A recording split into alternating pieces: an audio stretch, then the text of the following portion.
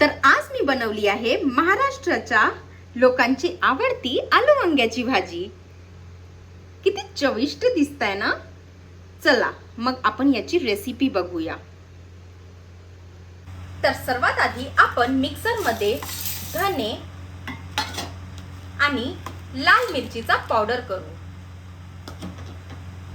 हा असा बारीक पावडर झाला की यात थोडं पाणी घालायचं आणि थोडा ओला पेस्ट करायचा। तर हा झाला आपला धने आणि लाल मिरचीचा बारीक ओला पेस्ट। त्यानंतर आपण कांदे, लसण आणि जिऱ्याचा पेस्ट करू। याचा पण पेस्ट तयार झाला। सर्वात शेवटीला या टमाटरचा पेस्ट करायचा। तर हे आहेत आपल्या आलू वांग्याला लागणारे साहित्य। मोहरी, लसण, जिरं आणि कांद्याचा पेस्ट। हा आहे धने आणि लाल मिरचीचा पेस्ट, टमाटर। तर आपण नेहमीप्रमाणे कढईमध्ये तेल घेत आहे।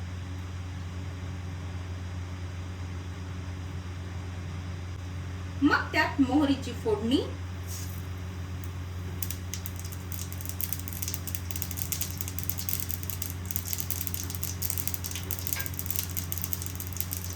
आणि कांदे, लसण, जिराचा पेस्ट।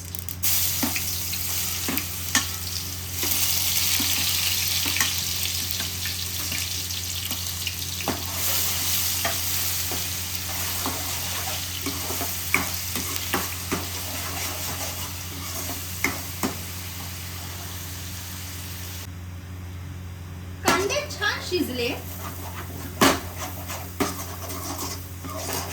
की त्यात हा आपला धने आणि लाल मिरचीचा पेस्ट घालायचा।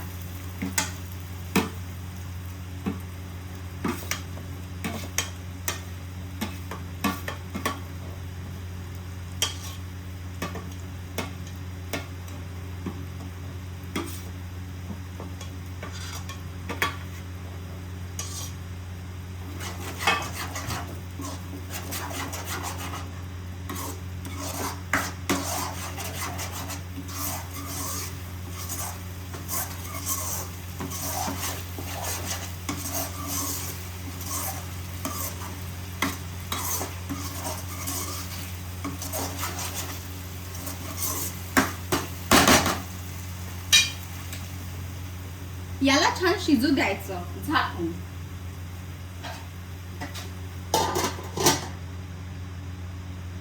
आता हा पेस्ट छान शिजल्यानंतर टमाटरचा पेस्ट टाकायचा।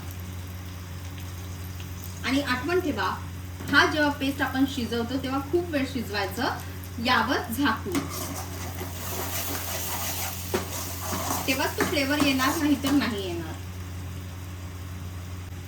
आता टमाटरचा पेस्ट छान शिजल्यानंतर आपली भाजी टाकायची, आलू वांगे।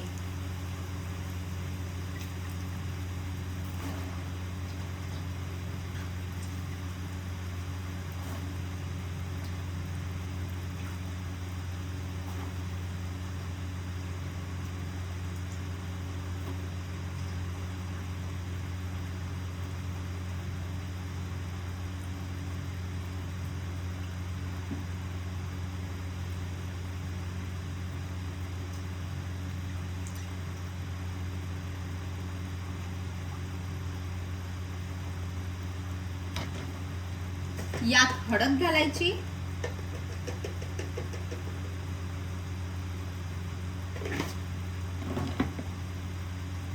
आणि चवीप्रमाणे मीठ।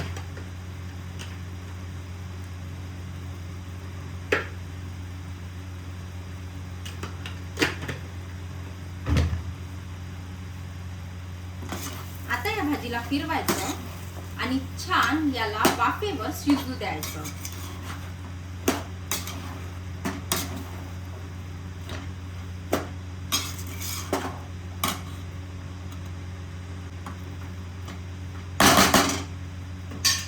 आता यावर झाकून ठेवायचं।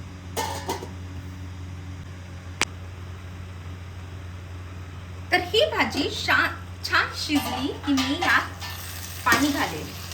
हे बघा, ही भाजी छान शिजली.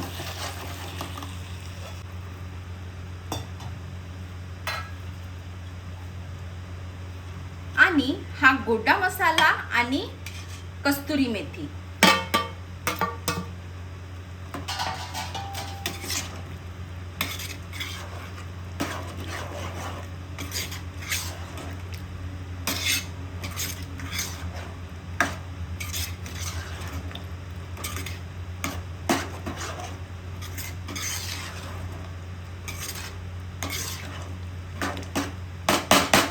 आता याला पण छान शिजू द्यायचं आणि मग भाजी आपली तयार. तर ही झाली आपली आलू वांग्याची भाजी तयार. जर तुम्हाला रेसिपी आवडली असेल तर नक्कीच एकदा ट्राय करा आणि मला कॉमेंटवर सांगा तुम्हाला कशी चव लागते. Bye bye.